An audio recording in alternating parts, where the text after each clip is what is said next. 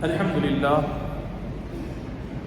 لله ذي الجود والكرم أسبغ علينا وافر النعم وأمرنا سبحانه بشكرها ونهانا عن الإسراف في استخدامها وأشهد أن لا إله إلا الله وحده لا شريك له وأشهد أن سيدنا ونبينا محمدا عبد الله ورسوله اللهم صل وسلم وبارك عليه وعلى آله وصحبه والتابعين أما بعد فأوصيكم عباد الله ونفسي بتقوى الله قال سبحانه إن الله مع الذين اتقوا والذين هم محسنون صدق اللہ العظیم۔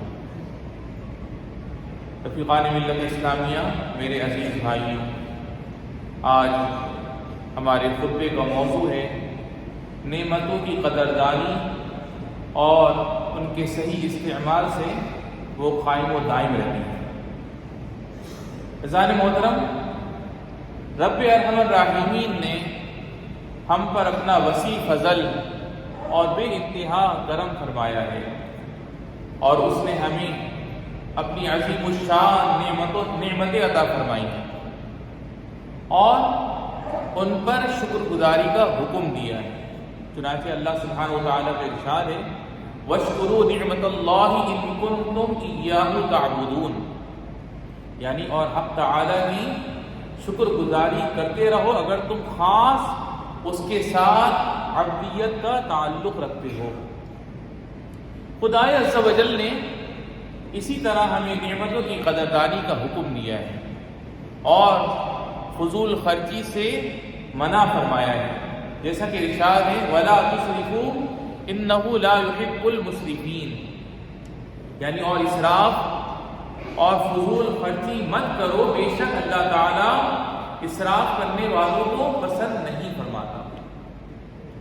اسراف کا مطلب ہے حد سے تجاوز کرتے ہوئے ضرورت سے زیادہ خرچ کرنا اور مال کو بے فائدہ ضائع کرنا۔ یہ ایسا عمل ہے جسے اللہ جل جلالہ نے ناپسند فرمایا ہے اور رسول اکرم صلی اللہ علیہ وسلم نے اس سے منع فرمایا ہے۔ چنانچہ ارشاد ہے ان اللہ کرہ لکم ثلاثا، یعنی اللہ تعالیٰ نے تمہارے لیے تین چیزوں کو ناپسندیدہ قرار دیا ہے۔ انہی تین میں یہ بھی ذکر فرمایا اضاعۃ المال، مال ضائع کرنے والے کو بھی اللہ تعالیٰ نے ناپسند فرمایا ہے۔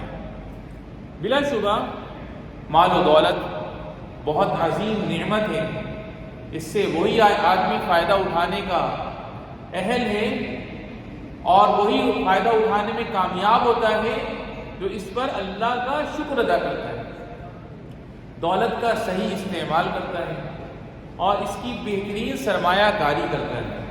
در حقیقت نعمتوں کے استعمال کے اعتبار سے لوگوں کی چار قسمیں ہیں، جیسا کہ نبی کریم صلی اللہ علیہ وسلم نے ارشاد فرمایا ہے یہ دنیا چار قسم کے لوگوں کے لیے ہے۔ ان میں سے سب سے افضل اور اول درجے والے کا ذکر کرتے ہوئے فرمایا من رزقہ اللہ مالا وعلما فهو يتقي فيه ربه ويصل فيه رحمه ويعلم لله فيه حقا فهذا بأفضل المنازل، یعنی ان میں سب سے بہتر وہ بندہ ہے جسے اللہ تبارک و تعالیٰ نے مال اور علم عطا فرمایا ہو، بس وہ اس مال کے کمانے اور خرچ کرنے میں تقوی اختیار کرتا ہو، اس کے ذریعے صلح رحمی کرتا ہو اور اس میں سے اللہ کے حقوق کا بھی احساس رکھتا ہو، بس ایسا بندہ سب سے اعلیٰ اور افضل مرتبے پر ہے۔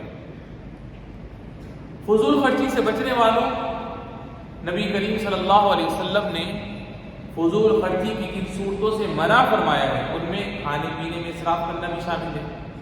بلا شبہ غذا انسانی زندگی کی بنیاد اور رب کریم کی عظیم نعمت ہے، لہذا ضروری ہے کہ اس کی کما حقہ قدر کی جائے اور اسے ضائع کرنے سے بچایا جائے۔ بس گھر میں موجود افراد کے اعتبار سے ہی کھانا تیار کیا جائے، نیز شادی بیاہ، ولیمے اور دوسری تقریبات کے موقع پر مدعو افراد کی ضرورت کے مطابق کھانا پکایا جائے. زیادہ کھانا تیار کر کے خواہ خواہ فضول خرچی نہ کی جائے.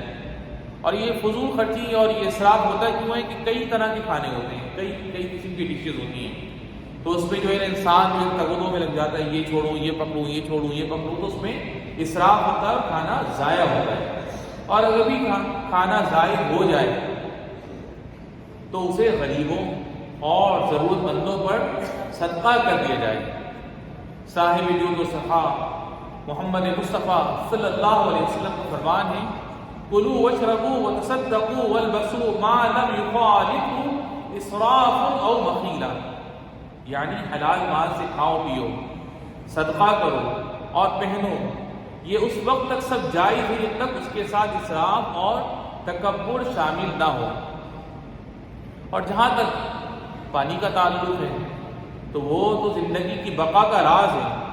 کوئی بھی جاندار پانی سے بے نیاز نہیں رہ سکتا, جیسا کہ باری تعالیٰ جل جلالہ کا ارشاد ہے, وَجَعَلْنَا مِنَ الْمَاءِ كُلَّ شَيْءٍ حَيٍّ, اور ہم نے پانی سے ہر جاندار چیز پیدا کی ہے. اسی لیے شریعت مطہرہ نے پانی کی بہت زیادہ اہمیت پر زور دیا ہے. اسی اہمیت کے پیش نظر نبی کریم صاحب ملک عظیم صلی اللہ علیہ وسلم نے اسے ضائع کرنے سے منع فرمایا ہے اور اس کے استعمال میں فضول خرچی سے روکا ہے. اگرچہ پانی کا اسراف اللہ کی اطاعت و عبادت کے دوران ہی کیوں نہ ہو. چنانچہ ایک بار نبی کریم صلی اللہ علیہ وسلم نے اعضائے وضو کو 3 مرتبہ دھویا, پھر وضو مکمل کر کے ارشاد فرمایا, هَكَذَا الْوُضُوءُ فَمَنْ زَادَ عَلَى هَذَا فَقَدْ أَسَاءَ وَتَعَدَّى وَظَلَمَ, یعنی اس طرح وضو کیا جاتا ہے, بس جس شخص نے اس سے زیادہ بار دھویا اس نے برا کیا, حد سے تجاوز کیا اور ظلم کیا. یعنی اس نے پانی کا غلط استعمال کیا اور جائز حد سے تجاوز کیا اور پانی کو بلا فائدہ ضائع کر کے ظلم کیا. اب رہ گئی بجلی کی بات, تو آج کے دور میں اس کی بھی اہمیت پانی سے کم نہیں ہے. چنانچہ آج بجلی ضروریات زندگی کا حصہ بن چکی ہے. اس کے ذریعے مشینیں چلتی ہیں اور ٹیکنالوجی کے وسائل نیز عوامی رابطے کے ذرائع کام کرتے ہیں. بجلی پر صنعتوں اور کارخانوں کی بنیاد ہے, بس لازم ہے کہ ہم اس کا صحیح استعمال کریں اور اس کی پائیداری اور اس کے تحفظ کی کوشش کرتے رہیں.